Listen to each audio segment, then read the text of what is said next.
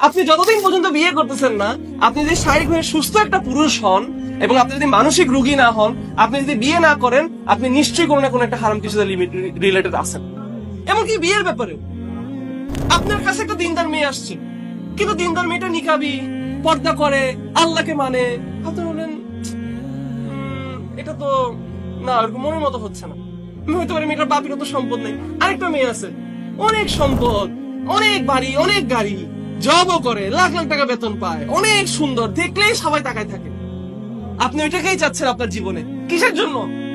Social কম্পিটিশনের জন্যই চাচ্ছেন। ঠিক আছে, এরকম আমার অনেক বন্ধু বান্ধব আছে, বলি যে ভাই বিয়ে কর, হালাল হ। বলে ভাই অ্যাকাউন্টে যেদিন 1 কোটি টাকা হবে সেদিন বিয়ে করুন।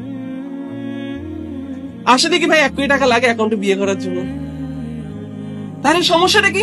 সমস্যাটা হচ্ছে কম্পিটিশন, সমস্যা হচ্ছে সোশ্যাল স্ট্যাটাস। আমাদের অনেক বাবা মারা আছে, বিয়ে করতে বলি যে বিয়ে করো, আমি চাকরিও করতেছি, আমি সব করছি, না তুমি আগে ম্যানেজার হও অথবা তুমি আগে ওই পদে যাও, তারপর তোমাকে আমি বিয়ে করাবো। আপনার বলতেন ভাই বিয়ে কথার সাথে আল্লাহর ডাইভার্ট কিভাবে?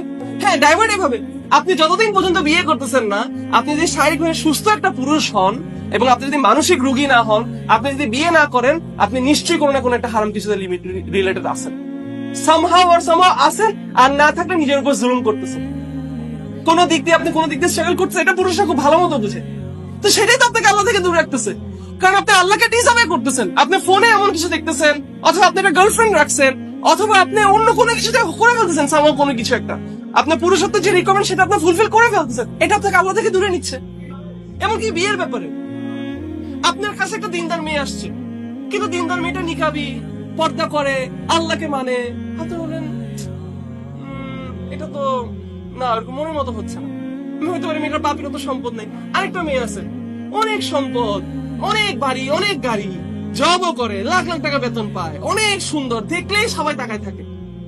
আপনি ওইটাকেই চাচ্ছেন আপনার জীবনে, কিসের জন্য? সোশ্যাল কম্পিটিশনের জন্যই চাচ্ছেন।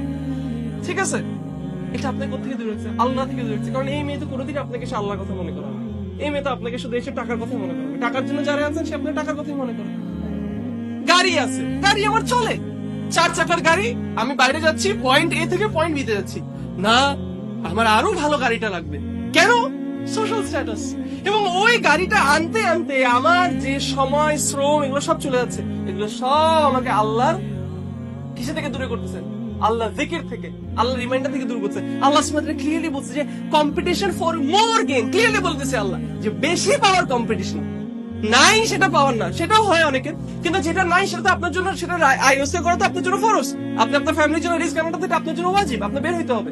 কিন্তু বেশি পাওয়ার, আমার কাছে 10 আছে না আমার 20 লাগবে, আমার কাছে 20 আছে না আমার 50 লাগবে, আমার কাছে 50 আছে আমার কাছে 60 লাগবে।